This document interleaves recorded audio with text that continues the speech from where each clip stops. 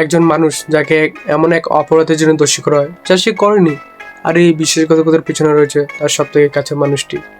প্রতিশোধ, ধোঁকা আর দুর্দর্শ ডাকাতির এক অদ্ভুত সংমিশ্রণ নিয়ে আসছে ডাকট। তো আজকে আমরা কথা বলবো আদি বিশেষ আর মৃণাল ঠাকুরের সেই মোস্ট অ্যাওয়ার্ডেড প্যান্ডিনের মুভিটি। তো চলুন শুরু করা যাক।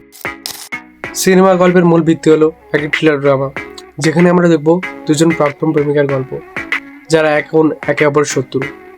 ট্রেলার অনুযায়ী নায়ক ও তার প্রেমিকা ব্যাটরয়েলের মাধ্যমে বিপদে পড়ে যায়। এরপর তাদের অতীত আর বর্তমানের লড়াই নিয়েই এই সিনেমার গল্প। এখানে ইন্টারেস্টিং বিষয় হলো সিনেমাটা শুধু গতানুগতিক অ্যাকশন নয়, বরং এখানে ইমোশনাল গ্রিড, ডার্ক হিউমারকেও গুরুত্ব দেওয়া হয়েছে। এটি এমন এক দুনিয়া যেখানে আইন নিজের হাতে তুলে নেওয়ায় একমাত্র বাঁচার পথ। এবার কথা বলা যাক কাস্টিং নিয়ে। আদি বিশেষ, যাকে আমরা মেজর বা হিট্টু দেখেছি, তিনি তার ইন্টেন্স অভিনয়ের জন্য পরিচিত। এই মুভিতে তাকে আগের চেয়ে বেশি রাফ অ্যান্ড পাওয়ারফুল লুকে দেখা যাচ্ছে। অন্যদিকে মৃণাল ঠাকুর, যিনি সাধারণত সব চরিত্রে অভিনয় করেন, কিন্তু এখানে তাকে একটু ডার্ক চরিত্রে দেখার সুযোগ মিলবে। তাদের দুজন অনস্ক্রিন কেমিস্ট্রি আর একে অপরের প্রতি ঘৃণা, এটি মুভির প্রধান আকর্ষণ হতে চলেছে। টেকনিক্যাল দিক থেকে সিনেমাটি বেশ ভালো। এর কালার গ্রেডিং আর শর্ট কম্পোজিশন বেশ ডার্ক রাখা হয়েছে, যা একটি ক্রাইম থ্রিলারের মোড সেট করতে সাহায্য করে।